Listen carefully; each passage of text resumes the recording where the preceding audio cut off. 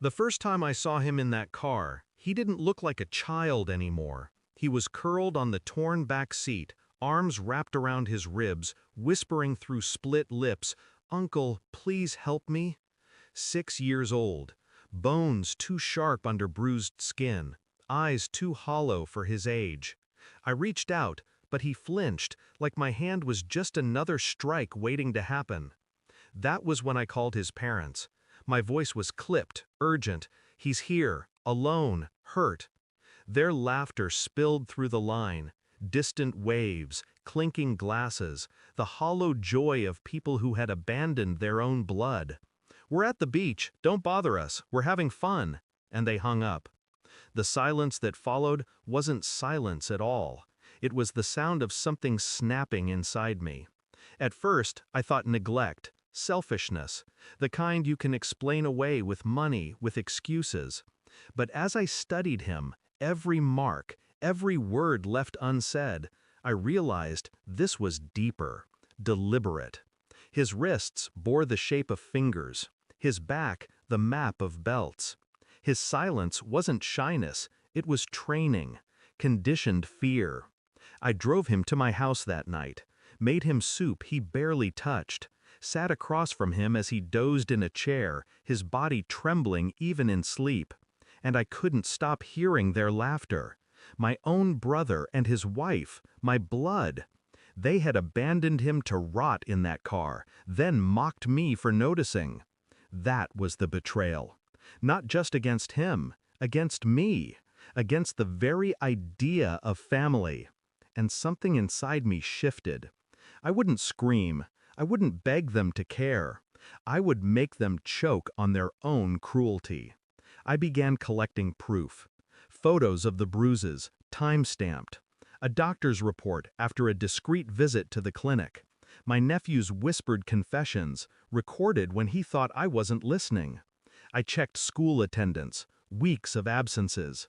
Neighbors' testimonies. Yes, they saw him alone in the car for hours, days. I traced their financials next.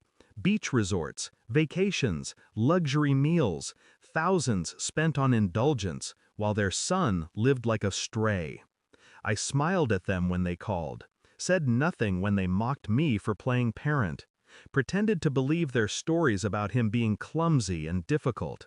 On the surface, I was compliant.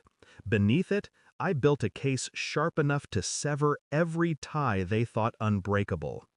The nights were hardest. Watching him wake in terror, crying without sound, holding him as he whispered, "Don't send me back." I didn't answer, because the answer wasn't ready yet. But it was coming. The report arrived in a neat folder, black ink on white paper, clinical, undeniable.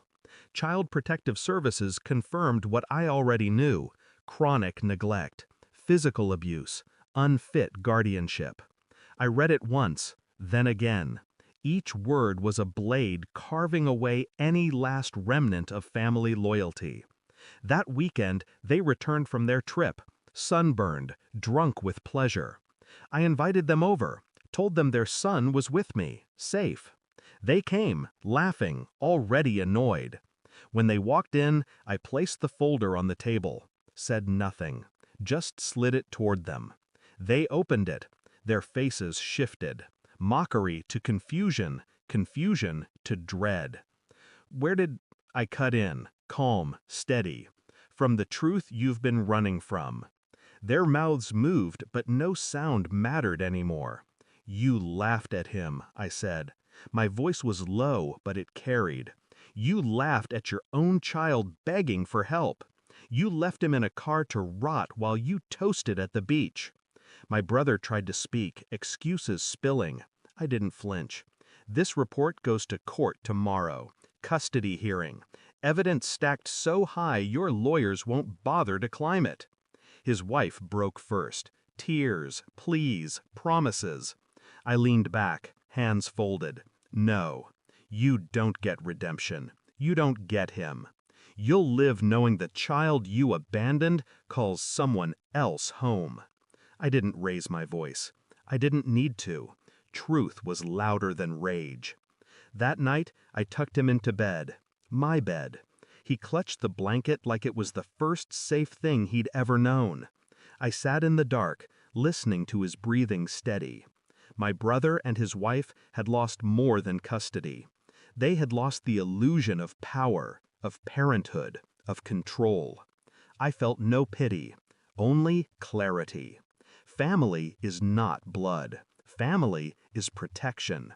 And some betrayals are so absolute, they erase the very word family from your mouth. I kissed my nephew's forehead, whispered the only promise I could keep. You're safe now. Then I turned off the light, and in the dark, I finally understood. They hadn't abandoned him. They had abandoned themselves. Thanks for watching. Don't forget to like, share, and comment.